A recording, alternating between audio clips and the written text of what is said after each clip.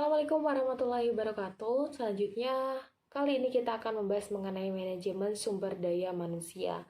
Nah, pengertian dari manajemen sumber daya manusia adalah proses serta upaya untuk merekrut, mengembangkan, memotivasi, serta mengevaluasi keseluruhan sumber daya manusia yang diperlukan perusahaan dalam mencapai tujuannya. Oke.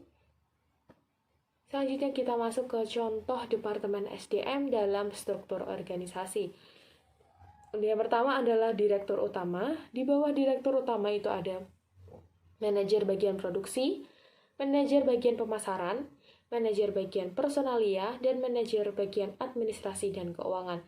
Nah, di bawah manajer bagian personalia itu ada divisi. Yaitu yang pertama ada divisi perekrutan dan perencanaan, kemudian ada divisi kompensasi dan kesejahteraan tenaga kerja. Kemudian yang ketiga adalah divisi hukum dan serikat tenaga kerja. Kemudian keempat ada divisi pendidikan dan pelatihan. Oke, langsung masuk ke proses manajemen SDM. Nah, untuk proses manajemen SDM, yaitu yang pertama kita akan masuk ke Human Research Planning. Apa itu? Yaitu merencanakan kebutuhan dan pemanfaatan SDM bagi perusahaan. Kemudian yang kedua adalah personal procurement atau mencari dan mendapatkan sumber daya manusia, termasuk di dalamnya rekrutmen, seleksi dan penempatan serta kontrak tenaga kerja. Kemudian ketiga ada personal development, di mana mengembangkan sumber daya manusia termasuk di dalamnya program orientasi tenaga kerja, pendidikan, dan pelatihan. Kemudian keempat ada personal maintenance, di mana memelihara sumber daya manusia termasuk di dalamnya memberikan insentif, jaminan kesehatan dan keselamatan tenaga kerja, pemberian penghargaan, dan lain sebagainya. Kemudian ada personal utilization atau memanfaatkan dan mengoptimalkan sumber daya manusia, termasuk di dalamnya ada promosi, demosi, transfer, dan juga separasi. Oke. Selanjutnya ada perencanaan SDM. Nah, untuk perencanaan SDM sendiri adalah perencanaan strategis untuk mendapatkan dan memelihara kualifikasi sumber daya manusia yang diperlukan bagi organisasi perusahaan dalam mencapai tujuan organisasi. Selanjutnya adalah langkah-langkah perencanaan SDM. Ada menurut Koch, Hus, dan Douglas. Langkah pertama, representasi dan refleksi dari rencana strategis perusahaan. Langkah kedua, analisa dan kualifikasi tugas yang akan diemban oleh tenaga kerja. Langkah ketiga, analisa ketersediaan tenaga kerja. Yang keempat adalah melakukan tindakan inisiatif. Yang kelima adalah evaluasi dan modifikasi tindakan. Oke, kemudian adalah penyediaan tenaga kerja, termasuk rekrutmen. Rekrutmen adalah upaya perusahaan untuk mendapatkan tenaga kerja yang diperlukan sesuai dengan kualifikasi yang telah ditetapkan dalam perencanaan tenaga kerja. Kemudian ada seleksi, di mana penentuan tenaga kerja dari jumlah calon tenaga kerja yang akan digunakan perusahaan dalam proses rekrutmen. Nah, jenis rekrutmen itu ada dua, rekrutmen internal dan juga rekrutmen eksternal.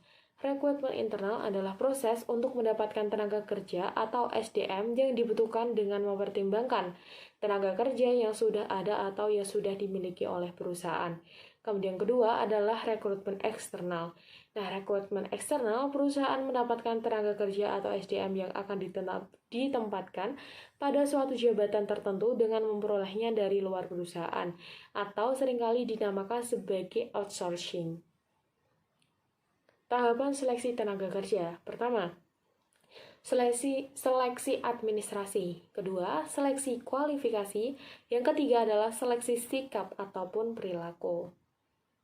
Nah, untuk pengembangan SDM, yaitu yang pertama adalah ada on the job training. Itu termasuk coaching, planned progression, job rotation, temporary tax, performance appraisal program.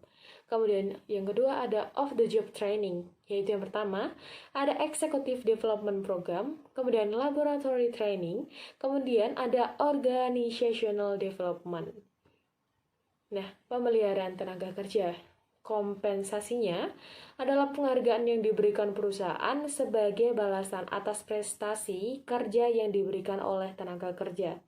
Kemudian benefitnya, penghargaan selain kompensasi yang diprogramkan bagi tenaga kerja dengan tujuan agar kebutuhan tenaga kerja tetap dapat terpelihara sehingga tenaga kerja dapat tetap memberikan kinerja yang terbaik bagi perusahaan. Kemudian ada pemanfaat tenaga kerja, yaitu yang pertama, promosi. Promosi adalah proses pemindahan tenaga kerja ke posisi yang lebih tinggi secara struktural dan dalam organisasi perusahaan. Kemudian kedua ada demosi, penurunan tenaga kerja kepada bagian kerja yang lebih rendah yang biasanya disebabkan karena adanya penurunan kualitas tenaga kerja dalam pekerjaannya. Yang kemudian yang ketiga adalah transfer. Nah, transfer adalah memindahkan tenaga kerja ke bagian yang lain yang diharapkan tenaga kerja tersebut dapat lebih produktif setelah mengalami proses transfer. Kemudian yang keempat adalah separasi, melakukan pemindahan lingkungan kerja tertentu dari tenaga kerja ke lingkungan yang lain. Nah, pandangan atas keragaman dalam organisasi yaitu keragaman sebagai keunggulan kompetitif, kemudian keragaman sebagai sumber konflik. Kemudian mengelola keragaman dalam organisasi, ada faktor individu dan juga peran organisasi. Oke, mungkin cukup itu dari saya. Terima kasih, semoga bermanfaat. Wassalamualaikum warahmatullahi wabarakatuh.